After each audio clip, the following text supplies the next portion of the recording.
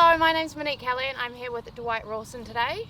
We're at the Waikato University Fields where we will be learning a bit about sumo wrestling and his passions behind it.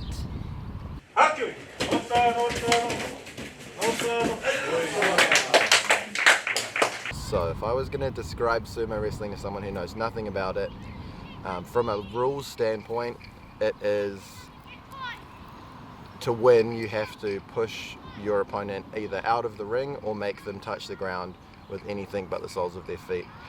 I started the Waikato Sumo Club at the beginning of 2023. Long story short, because I couldn't find a sumo club in New Zealand for me to go to, so I figured I'll just start it myself. First got into sumo wrestling because my wife and I went to Japan for our honeymoon, and we kind of always loved Japanese culture and all that kind of thing, so it was there that we first kind of experienced it, and I thought, oh, that's pretty cool. Unfortunately, we weren't able to go to a sumo match because we were just too late in buying tickets, and yeah, the love's grown from there, I guess.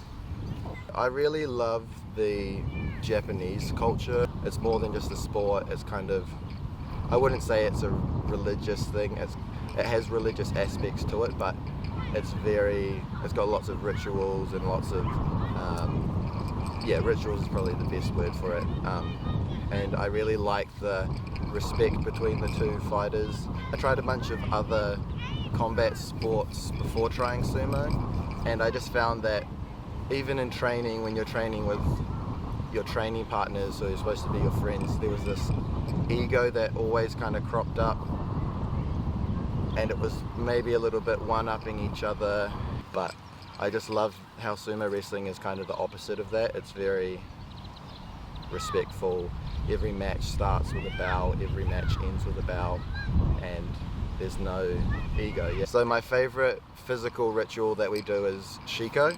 So that's the foot stomping, where you come up really high and then you stomp your foot down.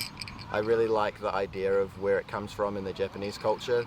The idea of you stomp to scare away the evil spirits or like the bad omens inside the ring.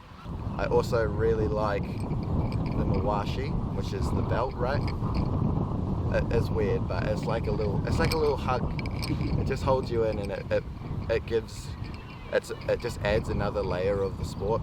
When we first started the club, we didn't have any of that. We were just pushing each other around on the beach or in the backyard, and we didn't have that belt. But when we added the belt, or our cheap version of the belt, it just like something else kind of clicked, and it became a whole new sport almost. Yeah. So I really like that aspect of it. There's nothing else in any other combat sport that's quite the same as that. So yeah. In terms of personal achievements or where sumo's taken me, in June or July this year, Filippo, my training partner, he lives in Palmerston, we both went over to Sydney for the Oceania Championship. So we competed there in our weight classes respectively, and Filippo won gold, which was like crazy awesome. Like, that's the best thing ever. And then I got second place in my weight class, and we came out with second place in the teams as well. So that was really, really fun. Here's to next year. We'll be over there for Oceania 2025.